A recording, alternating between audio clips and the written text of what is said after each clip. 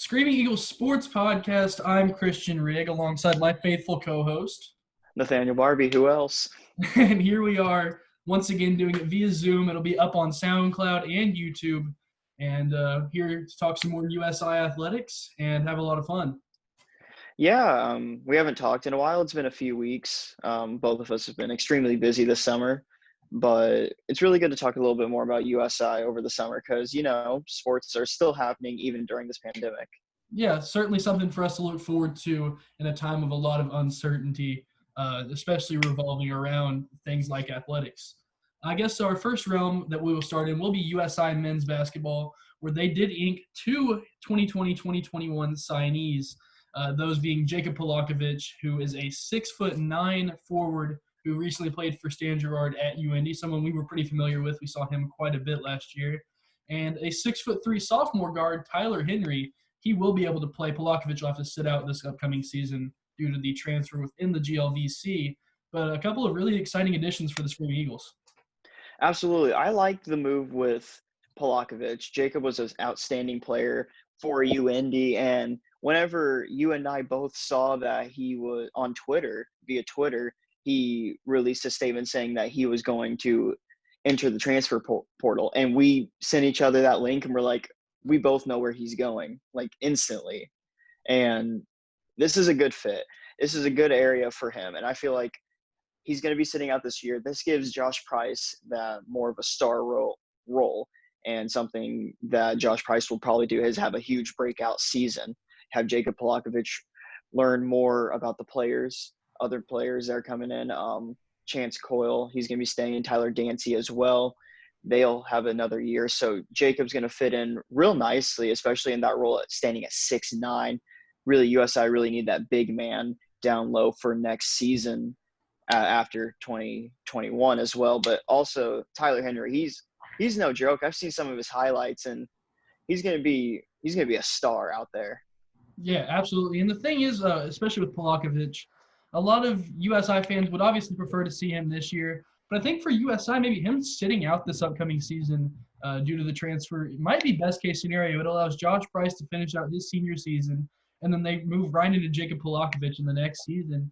And obviously, Josh Price is an incredible player, one of the top players in the conference. So there's going to be a little bit of a drop off there. But luckily, with Jacob Polakovic, someone who knows Gouard's system, there's not going to be that incredible of a drop off once we hit that point. And Jacob would be a good, maybe as a helping player. He may not be able to be there on the court to help the guys, but he can actually be on the bench and, I guess, assist everyone else because he already knows the way that Coach Gouard plays. He knows the defensive assignments, most of the plays, or the style he likes to coach. So he's going to be more of an assist player on the bench, helping out with the players at practice. He's already got ahead of the game already being under Coach Gouard. So I think it's a good fit. And of course, like you said, Josh Price, he's going to get that He's going to get that star role without Polakovic being able to play this upcoming year. So really kind of works out both ways as well. And we also get Jacob for 2 years. Yeah, and really something else that has kind of stuck out to me thinking about this for USI is Polakovic is going to be able to practice with the Screaming Eagles. And the way we saw him play, he is going to bring his best every single day that he's out on that basketball court. And I think he's genuinely going to bring the best out of Josh Price, especially in practice.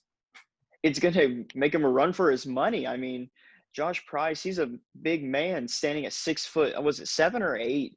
He's a big guy. Yeah, I mean, when you stand beside him, whenever you're trying to do an interview, you have to literally look straight up, and it's kind of scary. But yeah, I mean, Jacob at practice, I guarantee he's going to make Josh work. And that's really what he needs, that height, and really to improve. That's the word I'm looking for, is to improve on practice. And we know Josh Price can really work down low, but having a defensive guy going up against in practice like Polakovic is going to be some huge help. Yeah, 100%. And then moving on to the next player, Tyler Henry. He comes to USI after 27 appearances at Lane College in his freshman season there. Posted a team best 15.5 points per game, grabbed nearly 4 rebounds, and 1 assist per game. And certainly a guy who can do it a lot of different ways. A great three-way scorer, according to Coach Gouard. Really long arms, plays athletically, super fast. He's going to be a good fit for USI, and he'll certainly contribute this year. he's going to be very crafty. I watched some highlight film on him or along on Twitter and stuff, other types of social media networks, but he's a crafty player. He really likes to play some defense, also on the offensive end too. And really that's that guard position that USI is going to be missing out on whenever Mateo Rivera leaves. And even a small forward like Emmanuel Little leaving, I mean, he kind of fills the role there. But really, I feel like Tyler's going to be more of a playmaker, and I feel like he's going to be able to start the offense and even make defenders stay on him tighter on defense. And that's something that I'm really looking forward to watching. Yeah, and the thing with Tyler Henry is if he is indeed an incredible three-point shooter, as advertised, he's going to create a lot of space for Josh Price and Emmanuel Little to work inside, which is really their bread and butter. And he's going to thrive off of Emmanuel and Josh, and especially in Mateo as well. I mean, we all know Mateo distributes the ball incredibly for USI. Yeah, having that three-point threat is going to be hard for defenses to try to stay in a zone. A lot of the defense nowadays like to stay in a zone, usually 2-3 or even a 1-3-1. It's crazy how teams can actually successfully run a 1-3-1 in the Division II era, but with him, it's going to make it especially hard. And sticking on man-to-man, trying to stay on Tyler constantly, trying to make sure he's not a threat on the court. But with the stats he's showing, it's going to be hard to guard him out there. 100%. And I think that'll probably do it for USI Basketball for now. We'll definitely swing back to USI Basketball in a little bit. But I think now, if I'm not mistaken, we're going to move into a little bit of softball with Jennifer Linhart, of course, racking up more and more accolades as her career at USI comes to an end. Looks like she garnered academic all-district honors, of course, an incredible athlete, but also an incredible student, is moving on to, I think, dental school at the University of Louisville in the fall. And, of course, she was incredible at USI, a biology major with a 3.78 GPA. Yeah, I mean, I guess we have like the same GPA. I'm not saying, I'm I think she does a little bit more than you do. Probably. I mean, I'm just going into radio, but she's going to be a dentist. So, I mean, still, I'm actually pretty proud of her for being able to play softball, be it an All-American for 3 years, GLVC Pitcher of the Year, hold all these records for USI, and still have a better GPA than most students.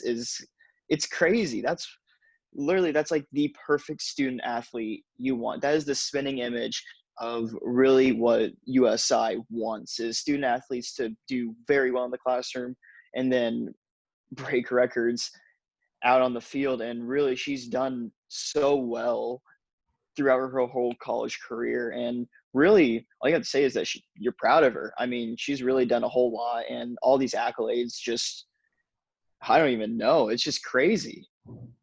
100%. I mean, it's not often you see an athlete as talented as Jennifer Linhart was, much less just as talented in the classroom. And certainly that was Jennifer Linhart for USI over the last 3 or 4 years, I guess, in her time. 3 years on the softball field, 4 years in the classroom. And if you also read down at the bottom, she was the GLVC Scholar Athlete of the Year for softball last year. So really, she's just got a lot of accolades for herself. And really, just congratulations, Jennifer Linhart. I mean, congratulations on a great season. Sorry it had to end so soon, but on to bigger and better things. Absolutely. And we're going to stick with the theme of academic all-district. We'll move into baseball, though, and some big academic all-district honorees on the USI baseball team. Yeah, Manny Lopez and Bryce Crazon. And I'm just looking down here just a little bit, but Manny Lopez, a mechanical engineering major. First off, wow. That's all I have to say. But if you scroll just a little bit, you'll see his GPA, and that's a 3.92. Yeah. I'm not even a student athlete or anything. Like, I just show up at the radio station and I go to class every single day. I have like a 3.7. This man's got a 3.9. Plays baseball, has probably one of the hardest majors you can possibly find. Man, it's crazy. It's incredible. I mean, some of the athletes that USI manages to get are obviously incredible on the field, the court, whatever they play on. But something that I pride myself on with USI, especially being a student there, is the way that they prioritize academics, even with their athletes. Without a doubt. I mean, USI really does good with the athletic program. They really put it out on there, but really it's the academics that really shine. They really put academics first, and you'll talk to any coach.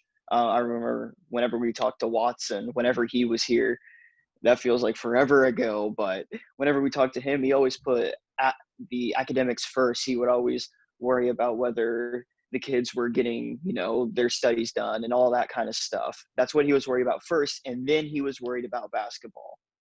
Really, that's the main focus for USI is the academics. And I know I was talking a lot about Manny, but we also got to look at Bryce. I mean, a computer info systems. I don't even know what that is, but I mean, he's had like almost a 3.5 GPA and that, and I mean, that's ridiculous. I've never heard of computer info systems. I never heard of that major, but it's something original. It's something great. I've never heard of it. That's unique. That's cool. I like that. And really, these athletes putting it all out on the field and then putting it all in the classroom, that's just ridiculous. And it's a huge congratulations to them. That's a huge honor as well. Yeah, absolutely. I mean, and I feel like we just keep circling back to it, but it definitely speaks to the character of the athletes that USI recruits. And obviously, baseball was primed for a pretty good season, as was softball. Unfortunately, cut short by the coronavirus pandemic that has become what it is, unfortunately. But it should be a promising future for USI baseball as well. Yeah, they started out kind of a little sluggish at first. They faced off against Ashland, went down to Pensacola. That was a fun trip. But really they were down for greatness, and especially that softball team too. They were doing really well as well. They went down to Georgia, played in a couple I would say tournaments, guess classics. I don't know what the real word for that is, but really both of those teams were doing very well to start off the season. They were definitely progressing, and it's a shame that they couldn't start the season, but it is very nice that the NCAA is allowing the seniors to come back, whether or not they choose to or not. But really, this next season, it's gonna be great to watch both of these teams play. And things will be a little bit different for those teams, at least in our understanding of what we've read. But we'll get into that a little bit later on. We're going to go ahead and move back into men's basketball very quickly to congratulate USI's newest head coach, their 10th head coach in program history, Stan Gouard, on being selected into the Small College Basketball National Hall of Fame. Obviously, that ceremony is yet to happen due to, once again, the pandemic. But obviously, this is for his time as a player at USI, where just turned USI into a national powerhouse in the mid 90s. Yeah, 1995, the championship for USI. Really, Gerard was one of the main men, Superman right there. He was a great ball player, and now he's going to be coming back home, as that was the big ordeal, was welcome home, Stan Gerard. You're back into your home territory. And all I have to say is congratulations. It's a huge honor to be a part of the Small College Basketball Hall of Fame. I mean, any sort of honorary ceremony for anything is an accomplishment, and especially for this man who really played an outstanding career here at USI. Yeah, and looking down that outstanding career, it says that he obviously exploded onto the scene during the 94 title game where USI actually lost, although he was the player of the game. He scored 30 points in that game. USI just couldn't overcome a deficit in the second half of that game. He averaged 19 points and 7.5 rebounds per game in that season, his freshman season. And then the next year is whenever he really turned into Superman. He earned his first Division II Player of the Year award after leading USI to the D2 championship. He scored 14 points and grabbed 6 rebounds in the title game. And USI was able to overcome a deficit in that when they were down 22 points at the half. During that season, he averaged almost 19 points and 9 rebounds. And then he was honored as the NABC Player of the Year again the next year. All around, he played 86 games for USI, finished his career ranked third all-time with 1,619 points, which is almost 19 per game, and fourth all-time in rebounding with 702 rebounds, nearly 8 per game. And I just read a little bit more, but he actually played professionally down in South America for a little bit. He led his team to the 1999 championship, and he Don't also forget his played in time the in Sweden Sweden. playoffs.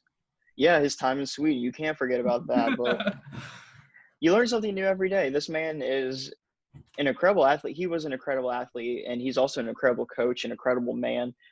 I'm really looking forward to being able to talk to him personally and, in person as well. Mhm. But I'm really interested to just hear a little bit from him about his career as a basketball player and a basketball coach, being able to tell stories for us to say on air and stuff like that. But I'm really interested in what he has to say about all this pandemic and what he's going to have to do, during the off season, because you have to work out as an athlete constantly. I mean, what are they doing now? I know that on social media, we see a lot of the players doing Zoom workouts, especially the women's basketball team, Coach Stein having his team get on Zoom and do some workouts over the summer. But that's something I'm really curious about, is what he is having his players do. So that might be a question we might have to ask on the next podcast. If I'm not mistaken, I think I saw on Instagram that Mateo Rivera and Josh Price are playing a little bit of 1v1. Of course, they're from the same area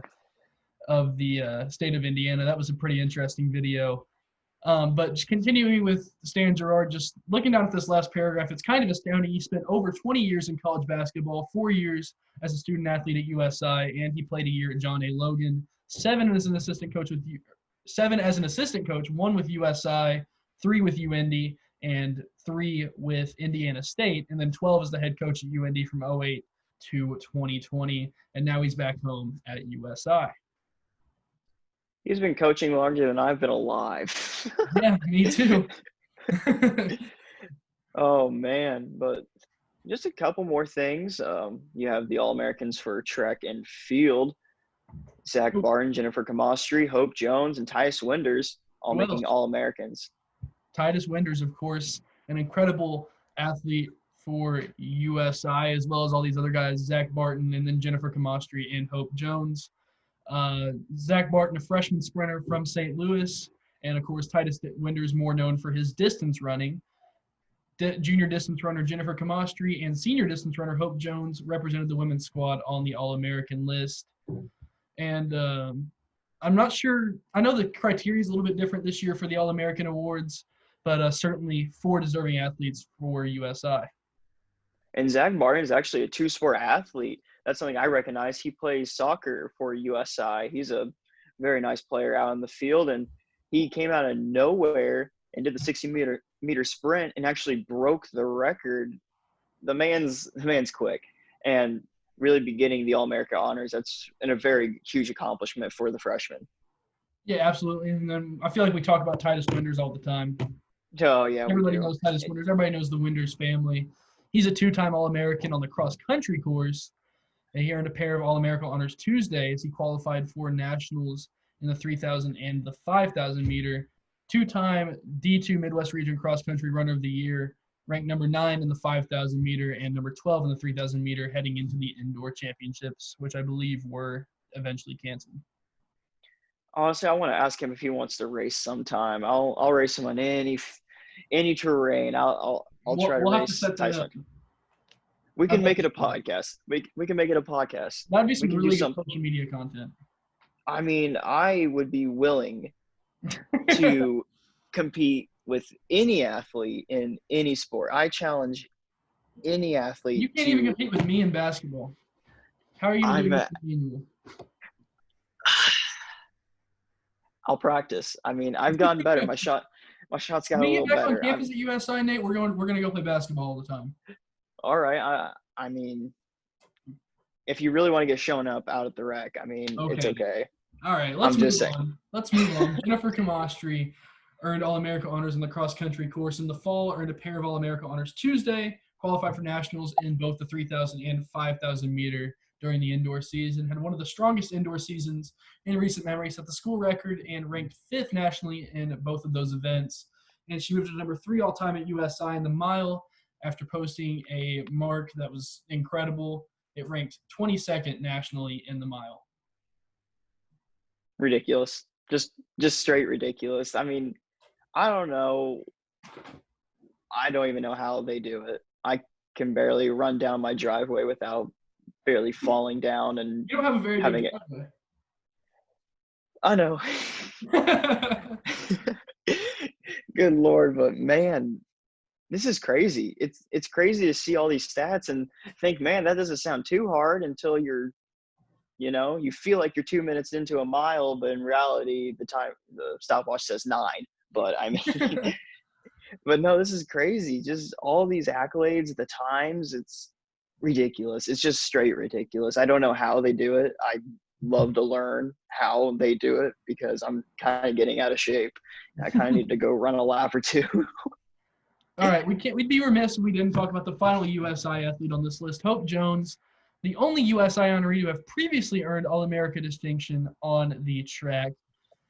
She ranked 16th nationally in the 5,000 meters. She earned second-team All-American honors in the 10,000 meter a year ago at the NCAA Division II Outdoor Championships. And, of course, reading down on that last paragraph, all 4 student athletes were set to compete at the D2 Indoor Championships in Birmingham, Alabama on March 13th, but the meet was canceled on March 12th due to the start of the COVID-19 pandemic.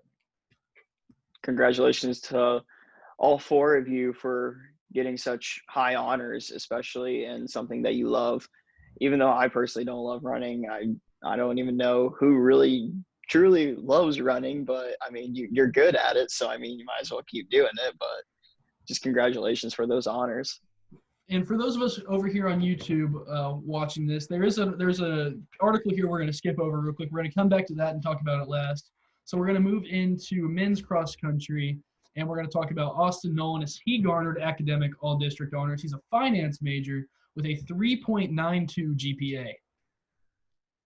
I might have had a class with him. I'm not sure, but I do know he's a great athlete. He's a great runner. And he's even a greater guy in the classroom. 3.92 GPA, a finance major. He's a great athlete. Won the 3,000 meters at the GLVC Indoor Track and Field Championship back in February. And that's his 6th conference title in his collegiate career. GLVC Scholar Athlete of the Year on the cross country course for the 3rd consecutive season, following a 5th place finish at the GLVC Championships. So a lot of accolades for Austin. Yeah, absolutely. And thing here is this is an all-district honor. He will be voted on. He'll be on a ballot for the academic All-American honor. He was one of 10 Midwest region student athletes selected in a vote by SIDs. So we'll see if in the next coming weeks or days if Austin Nolan becomes academic All-American. You mentioned SID. I did mention SID. That's a really good transition. I didn't realize I did it. Since we're talking about SIDs, how about we talk about one of the greatest next to Ray Simmons? I mean, this is probably a tie. They're neck and neck. And maybe Harrison Malone, but William Malone, that man. But how about this man, Dan McDonnell? One of the funniest men you'll ever meet in your life. But Dan McDonnell gets a special achievement award for the college division here at USI. That's a huge one. Do you know Dan played college football? Yes, I did.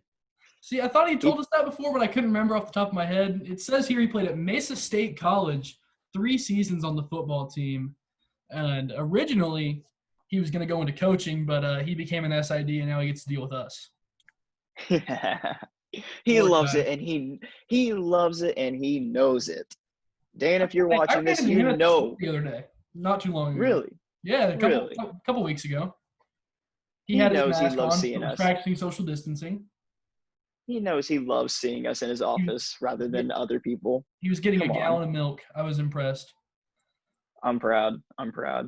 McDonald. No, we get to go ahead. I was just gonna say something nice about Dan, but go ahead. I was just gonna give a little bit of background. He served at USI since 2002. Spent 2 years as an assistant in the university sports information office, and this all became possible apparently when a change in Colorado Mesa's football staff led to an alteration of his career.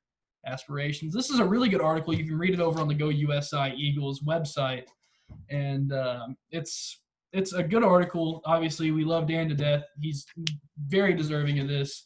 An incredible SID, a great man, and we're extremely proud of Dan. We really got to know Dan more in the second semester. Well, into the first, beginning of the second. Yeah, and I actually got to have an interview with Dan, actually, too. I forgot about this. He doesn't know this, but whenever we did the first interview, it was a video interview. I forgot to set up the mic. So it was just video with no audio. So it kind of no, don't get me tied up into this. This was your mistake. You were there. I was not there for the first one. I helped with the second one because I made sure it was right. He doesn't know that. He just thinks that it just, kind of messed up. Deleted somehow. It just got deleted. But but we really got to know Dan. He's a great guy. He does his job very well. Him and Ray side by side is just a dynamic duo. Love that. I love that right there. But great man, does his job very well. Very serious about what he does. Yeah, he likes to have a little bit of fun on the side. Him eating his macaroni cups during lunch in the office. While we're here talking about the SIDs, we might as well wish I don't know what the word would be, pleasant future to a departing part of the staff there at USI. Harrison Malone has finished his, graduate transfer studies at USI and has moved on into another university where he will be an SID. Congratulations, William. Real name's William. It took us a whole year to figure that out, but and he didn't even tell us. Ray did. No, he didn't. Yeah, Ray told us because we were sitting outside his office. He's like, "Go tell William to do something," and we're like, "Who?" Oh man, that was a good conversation. But no, congratulations, Harrison. Really, this is what he's been talking about for the whole year, being able to go out somewhere and be able to be like Dan and Ray. And he's really done it. And I'm pretty proud of him. He's a great guy. He's going to do a lot of hard work out there and really proud of him. Yeah, absolutely. And as we start to wind down on this edition of the Screaming Eagles Sports Podcast, a couple of things to go over. First of all, we'll start with a little bit more USI basketball. There was a really good article put out a couple weeks ago by Hendrix Maglia of the Courier and Press, and he just kind of detailed a lot of the hiring process. Would that be how you would describe it? A little bit of the hiring process and a little bit of behind the scenes stuff regarding the Stan Gouard hiring at USI. And a lot of interesting details were released in that article. A couple of really interesting quotes from Stan in that article, where he talks about some of his players now at USI. And something that really was interesting to me, and unfortunately it doesn't seem like this is going to happen, apparently USI did have something in the works to head down to Auburn and play an exhibition game against Bruce Pearl and those Auburn Tigers. But the way that the NCAA Division II is doing the scheduling this year, things are going to be a lot different. Absolutely. And these are just rumors. These aren't confirmed in any way, shape, or form. I mean, our sources are the same as anyone else sees. They're not confirmed. They're just ideas that people have put out during meetings. So this isn't official yet, but people have been in the works of saying that it will be a conference-only season for Division II. At least for basketball. Now the word is every Division II sport is indeed losing games. USI Basketball will lose a couple games.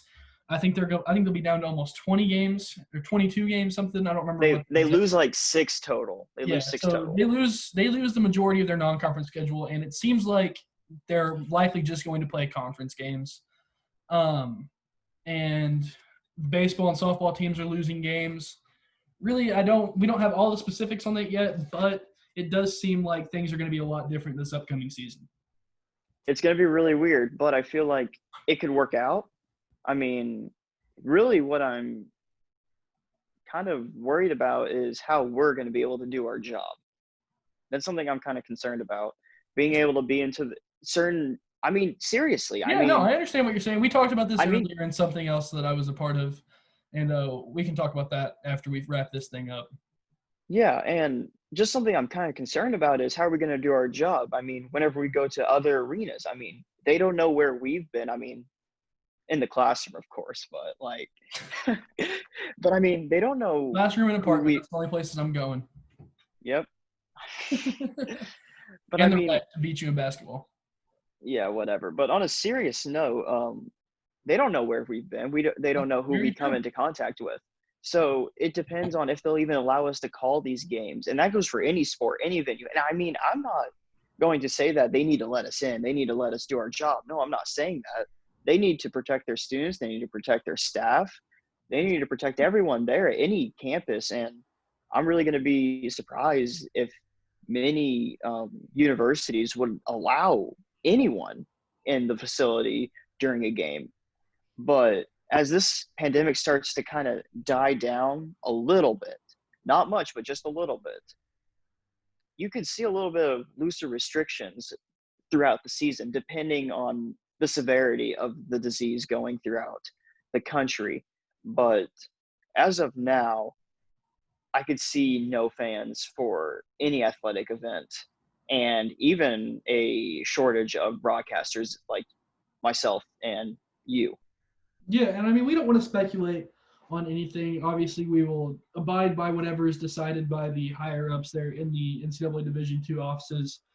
But yeah, as you said, it's going to be interesting. As a lot of people are putting it, it's going to be a very different normal. It's going to be a new normal once things start to open back up. Now you're over in Illinois. Things are still a lot more strict over there for you guys than they are over here. Now I'm in Indiana still. I'm down here in Evansville, and obviously restaurants have opened back up. It's a lot different feel here. I was in Illinois this past weekend, and I mean I feel like you get dirty looks if you go through a drive-through in Illinois at this point. Yeah, I'm sorry. Sorry that you were in Illinois. But But no, it's weird, but it's gonna be a new normal. it's gonna be weird. Gonna get used to it because whenever we went on road trips, we would just, talk it up with whoever. Just sit down, talk about sports, whatever it may be, with whoever. I mean, we found, SIDs just walking around. We just talk to them, shake their hands, just the little things that we never thought we would have to stop doing.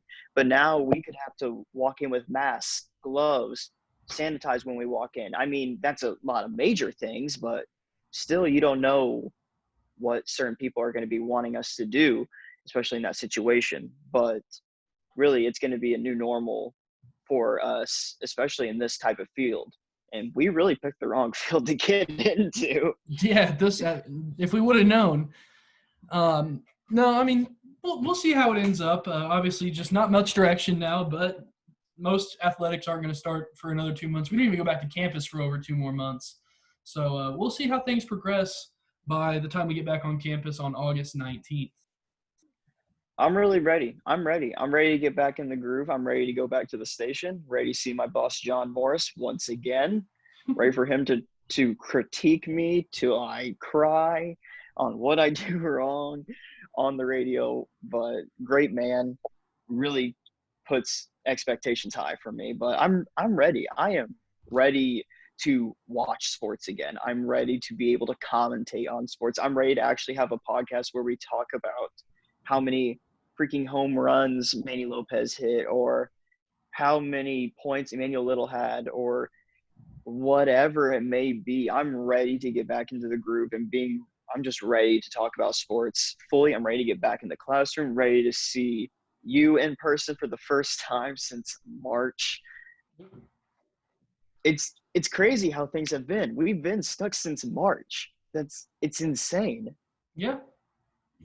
I don't get it, but Well, I mean, you got to do what you got to do. And I'm glad everyone's staying safe. I'm glad things have kind of slowed down to the point where we can actually walk out without, you know, feeling like we got the disease or the sickness or something. But we've really progressed as, people, and being able to go out in public. And it's really nice. And I'm really proud of, everyone that's been able to be stuck inside, jobless.